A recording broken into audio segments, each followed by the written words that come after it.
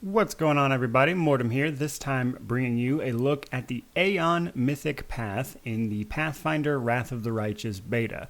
So, just as a quick heads up, I'm not going to be going over how the Mythic Path system works because I already have a video about that. I'll try to post a link to that down below in the description, so if you're curious about how this system works as a whole, you can click on that video, it'll give you a rundown. Today, we are here to talk about the Aeon, so let's do just that. First off, how do you unlock the Aeon as an option for a Mythic Path? It's impossible to miss the start of it. However, it is possible to miss it. So the start of it, you actually have to engage with it to progress the story in the first act. You'll find an item, and Aeon contacts you, or at least what's left of an Aeon. So just real quick, Aeons in Pathfinder are beings of pure law and order. Outsiders and alien to the universe in a lot of ways, but suffice to say they're basically like the embodiment of law. So you'll encounter what's left of one in an item. You can actually choose to reject the Aeon right there, which obviously for this you can't do. You need to accept it.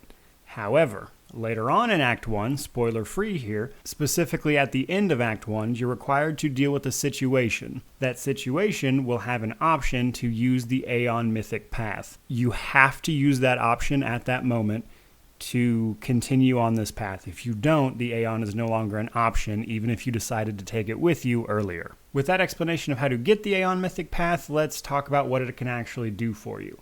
So the Aeon is very interesting. So you'll get these abilities called enforcing gazes. They do a variety of things. I'll have them up on screen later, but suffice to say it usually gives your characters bonuses as well as giving the enemies negatives, and they can be really strong. Now there's actually 3 of them, and at Mythic Rank 10 you'll be able to use all of them simultaneously, which I imagine will be pretty ridiculous. And then there's the Aeon Baines.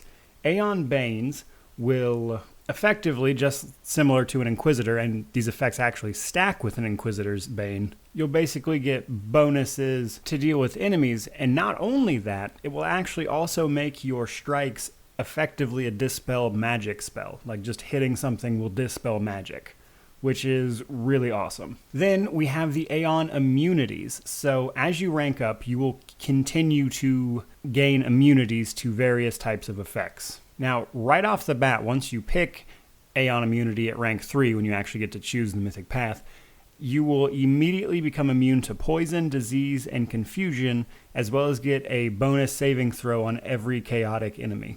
Well, get bonuses on your saving throws against chaotic enemies, I should say. So, in addition to this, we also get the ability to summon several golems as we rank up. However, much like the Lich and the Angels summons, for some reason these don't want to work. So far, the only Mythic Path summons that have actually gotten to work are the demons, interestingly enough. But the rest of them just don't seem to work for whatever reason. It requires a spell slot that the game just doesn't want to give you no matter how much you rest, so you can't summon them. Just to kind of summarize here, if you become an Aeon, you're going to become immune to tons of stuff.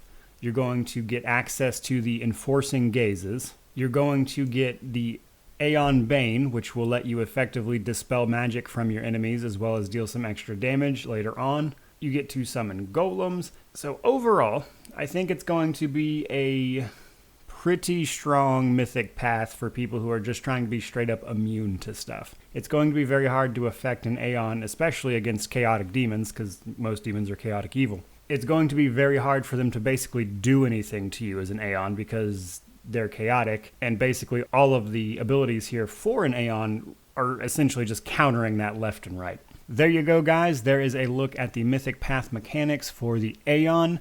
I really hope you enjoyed it. It seems like it's going to be a very cool Mythic Path. But honestly, just thank you so much for watching. I truly do appreciate it. May you wander in wisdom and have an amazing day.